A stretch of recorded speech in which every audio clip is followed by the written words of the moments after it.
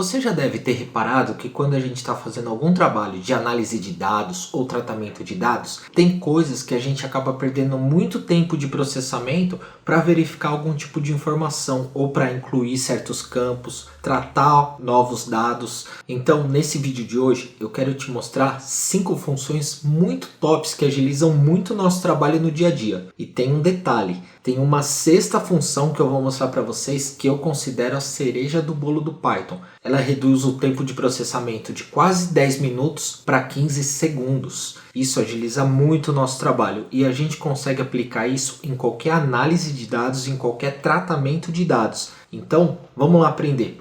Vem comigo. Aqui eu já vou começar mostrando para vocês uma das funções, é a função map. O que essa função faz? Ela faz um mapeamento dos dados que você tem ali no conjunto de dados. Ela funciona praticamente como um dicionário de dados, só que ela é uma função que ela pode ser aplicada em qualquer conjunto de dados. Então, primeiramente, a gente vai criar duas funções. Uma para converter para graus Fahrenheit e outra para graus Celsius. Aqui a função é bem simples, a declaração dela, e o retorno dela vai ser a fórmula de conversão ali de graus Celsius para Fahrenheit e ao contrário, de graus Fahrenheit para graus Celsius. Aqui a gente está declarando aqui a função e passando o cálculo que ela vai retornar. Ou seja, para graus Fahrenheit, eu vou pegar 9, dividir por 5, multiplicar pelo grau que eu vou estar passando dentro da função, pelo número, e vou somar depois 32. Para eu converter para Celsius é um pouquinho diferente, porque primeiro eu vou dividir 5 por 9 e depois eu vou multiplicar pelo resultado da temperatura em graus Fahrenheit menos 32. Então vamos executar aqui nosso comando e criar nossas duas funções. Agora que as funções já foram criadas, a gente vai criar uma lista passando essas temperaturas. E agora a gente vai usar a função map e vai retornar aqui, passar dentro do nosso map a nossa função e a nossa lista de temperaturas. Olha lá, ele já fez a conversão. Então ele fez o quê? Ele fez o mapeamento, ele passou cada temperatura, ele executou a função para cada temperatura e já fez essa conversão e devolveu o resultado para a gente numa lista, porque a gente passou aqui o comando list antes do map. Aqui a gente poderia usar também o comando for para fazer isso, é uma alternativa. Porém, a função map ela é muito mais rápida. Aqui agora a gente vai voltar isso para Fahrenheit. Repara que aqui eu não vou passar inicialmente o comando list para trazer isso numa lista. Então ele vai simplesmente me mostrar aqui o objeto. Se eu quiser converter o que está no objeto para uma lista, eu coloco o comando list na frente e vou lá, executo e automaticamente ele já me trouxe a lista de temperaturas convertido para graus Celsius. Agora vamos falar aqui da função reduce. A função reduce ela vai fazer o quê? Ela vai aplicar uma função a uma sequência de elementos até reduzir a um único elemento. Tá? Imagina assim, a gente tem um conjunto de números, uma lista de números, e a gente quer fazer a multiplicação de todos os números dentro dessa lista. Com a função reduce, a gente faz isso de uma forma muito mais rápida do que seria com for. Olha só, vamos supor que a gente quer multiplicar 2 vezes 4 vezes 5 vezes 2, que vai dar 80. Isso vai funcionar se a gente fizer com for, ou seja, a gente vai atribuir esses números dentro de uma lista. A gente vai colocar aqui o produto total, criando uma variável produto total igual a 1. Ou seja, toda vez que a gente fizer um for pela nossa lista, ele vai pegar lá o produto total vezes o número que a gente está passando. E vai o quê? Incrementando esse valor, a nossa variável produto total. Olha só, a gente achou um resultado. Agora a gente pode fazer isso usando a função reduce. A função reduce, a gente vai importar ela do pacote functools. Ou seja, que são funções prontas do Python. De novo, a gente vai criar uma lista com os números e a gente vai criar uma função para fazer essa multiplicação. Como que é a multiplicação? Eu simplesmente vou passar dois números e vou multiplicar um pelo outro. Aqui eu vou passar o x e o y. X e y são parâmetros da função. Então, o que vai acontecer? Assim que eu passar esses números, eu vou lá retornar a multiplicação de x por y. Então, olha só, eu declaro aqui, eu vou jogar nessa variável produto total. E em vez de fazer um for, eu vou simplesmente pegar a função que eu criei, que multiplica os dois números, e vou passar a minha lista de números. O que vai acontecer aqui? Olha, vamos executar. O resultado foi o mesmo, deu 80. Porém, aqui a gente tem um conjunto de dados pequeno, com 4 números. Agora imagina fazer isso para milhões de números. O ganho de tempo que a gente tem com essa função, quando a gente quer fazer um tipo de operação em cima de conjunto de dados muito grande, é significativamente melhor do que a gente usar o for, por exemplo, para fazer todo um cálculo dentro do for e dentro de um looping. E aqui, só para explicar um pouquinho para vocês do funcionamento da função reduce, o que ela vai fazer? Como a gente está passando uma lista, automaticamente a função vai pegar o número da lista, vai multiplicar pelo segundo número, armazenou o valor. Aí esse valor armazenado ela multiplica pelo terceiro, armazena o valor. Pega esse valor armazenado, multiplica pelo quarto número e armazena o valor. E assim consecutivamente, até ela chegar no final do conjunto de dados. Agora vamos falar aqui um pouquinho de uma outra função, que é a função lambda, que nos ajuda muito no nosso dia a dia também. E o que é, né, uma função lambda? É uma função anônima. Ela não precisa ser definida antes para ser usada, igual a gente faz com o def, por exemplo. A gente pode simplesmente, durante ali o nosso comando, escrever uma função lambda e executar um determinado procedimento dentro dela. E é muito simples de ser utilizada e reduz bastante o nosso código. Nesse exemplo, vamos supor que a gente queira elevar um número ao quadrado. Com uma função normal, o que a gente iria fazer?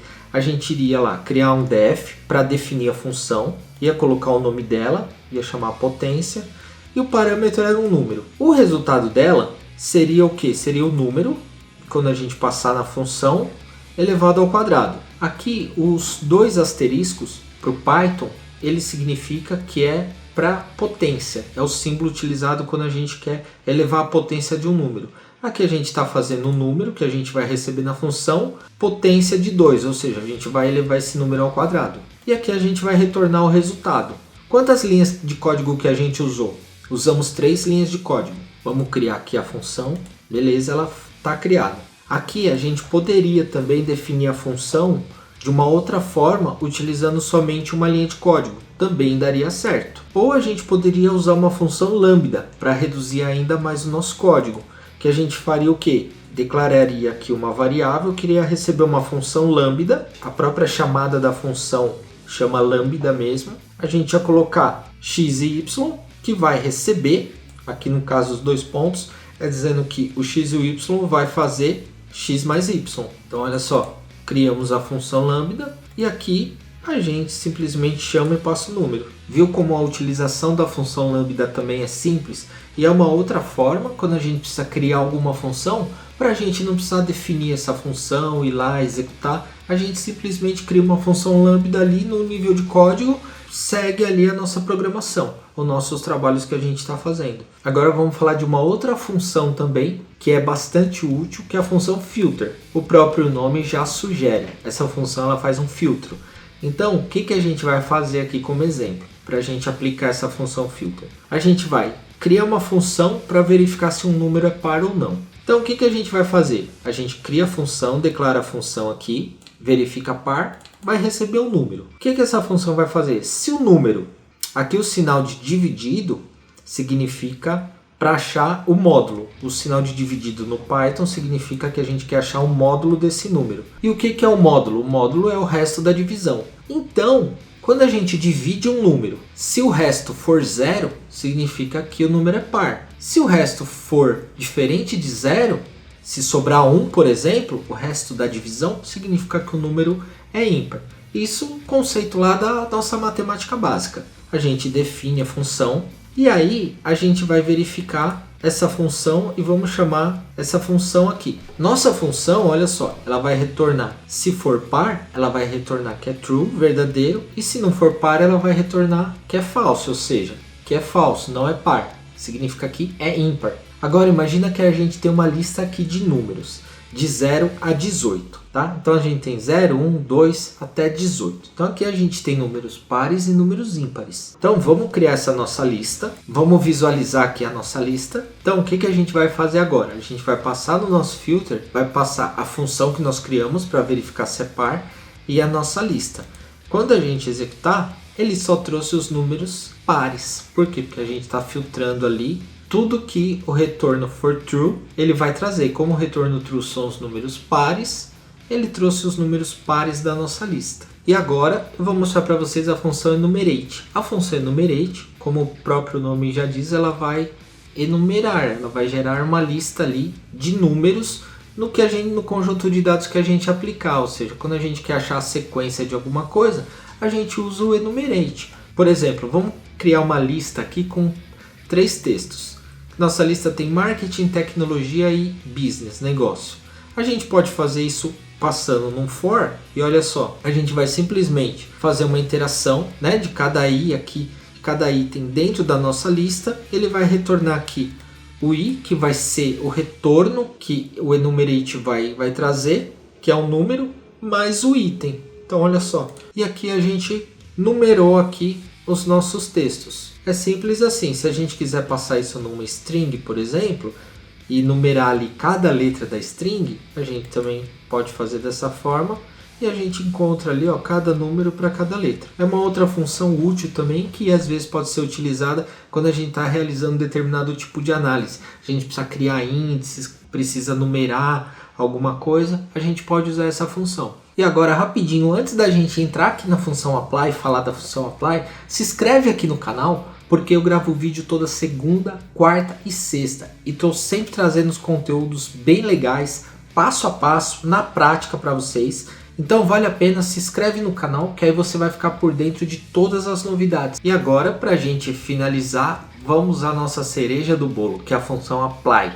O que a função apply faz? Ela é uma função pronta já do Python, que ela é muito mais rápido que o for, e ela simplesmente é uma função que a gente consegue aplicar uma outra função dentro de matrizes. Ah, e o que são matrizes, né? Pô, o que é uma matriz? Um data frame que a gente usa com muita frequência para fazer um tratamento de dados é uma matriz.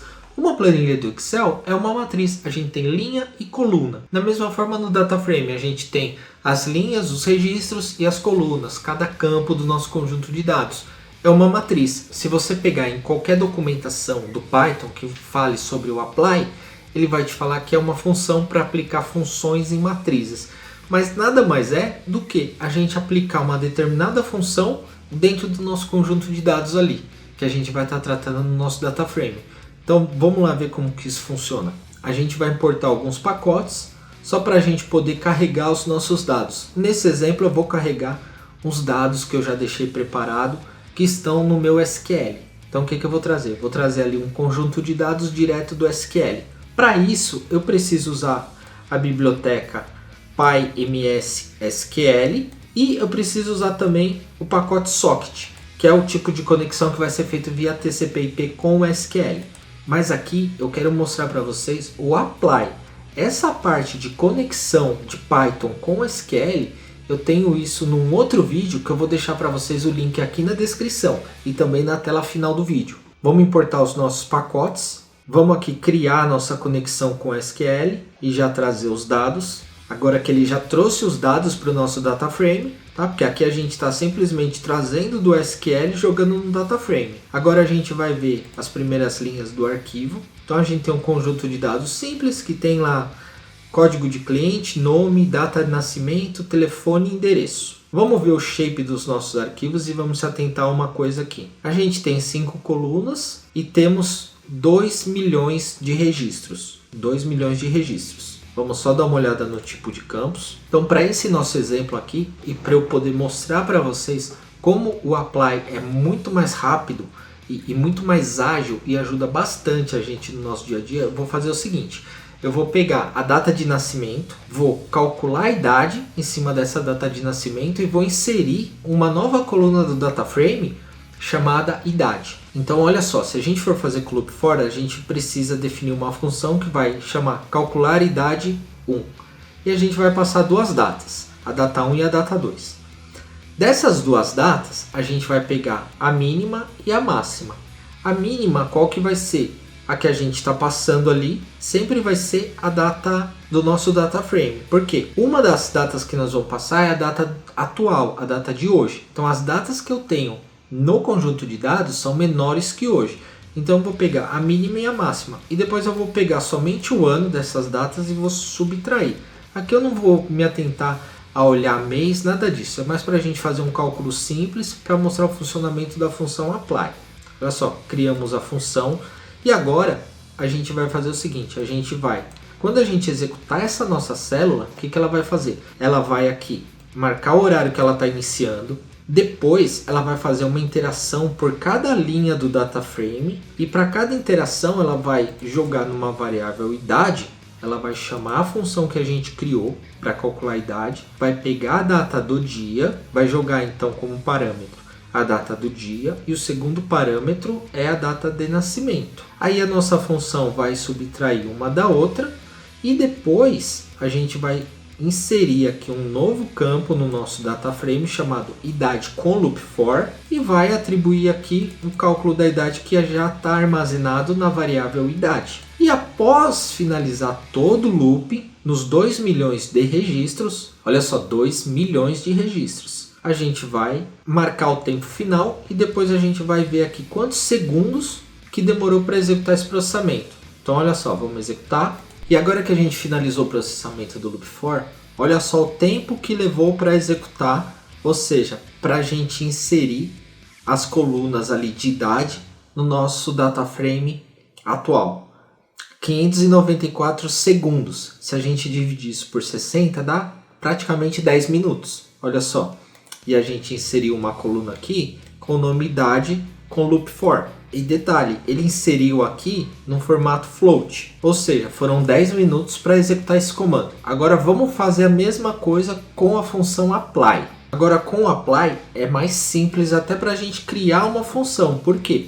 Então a gente vai criar aqui uma função chamada calcular idade 2 e a gente vai passar ali a linha. Essa linha é a linha do nosso data frame, porque a função apply, dentro dela, ela já sabe que ela vai ter que percorrer todo o conjunto de dados. Isso já está implícito na função. Então, o que a gente vai retornar? Qual que vai ser o retorno da função? A gente vai retornar ali, a gente vai pegar o ano da data atual, do dia de hoje, e vai subtrair pelo ano da data de nascimento. Simples assim. E aí a gente cria a função.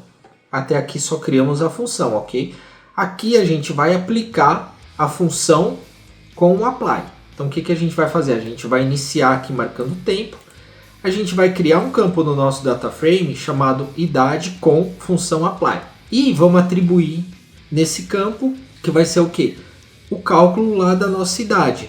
E por que aqui a gente precisa passar aqui o eixo 1? Porque a gente está dizendo para o apply que a gente vai percorrer todas as linhas. Se a gente passa como axis 2, que significa eixo 2, para o apply ele sabe que o axis 2 é a coluna. Então, em vez de ele fazer nas linhas, se a gente passar o número 2, ele faz por coluna, mas a gente não quer isso, a gente quer percorrer todas as linhas ali do nosso data frame, ou seja, os 2 milhões de registros. Então olha só, agora vamos executar aqui a nossa função apply. Aqui simplesmente a gente está fazendo o seguinte, tá? A gente está chamando aqui o nosso data frame .apply, que a gente vai aplicar a função ali no nosso data frame, a função apply. E a função apply, ela espera receber 2 parâmetros. Um parâmetro dele, do apply, é uma função, que é essa função que a gente criou aqui. E o outro é o eixo, é onde que a gente quer aplicar, se é em linhas ou se é em colunas. Tá? Então essa é uma definição da função apply. Ela espera receber esses 2 parâmetros. E depois que executar tudo, a gente vai finalizar o tempo e vai calcular quantos segundos isso levou. Então olha só, vamos lá, vamos executar. E olha só, a nossa função finalizou. E olha o tempo de processamento, 28 segundos. 28 segundos. A gente fez a mesma coisa em 28 segundos, ou seja, a gente saiu de 10 minutos para 28 segundos. E essa função apply, ela pode ser aplicada para qualquer coisa, para qualquer tratamento de dados. Se a gente quiser achar a potência de um número, se a gente quiser achar uma divisão, qualquer coisa que a gente quiser fazer, a gente cria uma função e passa dentro do apply, que a gente vai conseguir ali reduzir nosso tempo drasticamente com qualquer análise de dados, com qualquer tratamento de dados. E isso para a gente no dia a dia, que a gente está tratando ali, trabalhando com conjuntos de dados que são muito grandes, isso agiliza demais. Bom, foram essas funções que eu quis trazer no vídeo de hoje, que é algo que ajuda bastante no nosso dia a dia. Então, se você ficou com alguma dúvida ou tiver alguma sugestão, deixa aqui nos comentários que eu te respondo o mais rápido possível. Muito obrigado e até o próximo vídeo.